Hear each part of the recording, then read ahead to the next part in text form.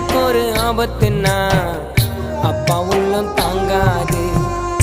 எனக்கு ஜுரம் வந்தா எங்க அம்மா தூங்காது. நம்ம நல்லா இருக்கணும்னு அப்பா அம்மா நினைப்பாங்க. ரோட்டில் உழைப்பாங்க, உச்சி வெயிலில் உழைப்பாங்க, உயிரையும் கொடுப்பாங்க. அம்மா அப்பா அம்மா அப்பா அம்மா, நீங்க இல்லைனாக்கா நானே பூமியில சும்மா. நீங்க இல்லைனாக்கா நானே இல்லை அம்மா.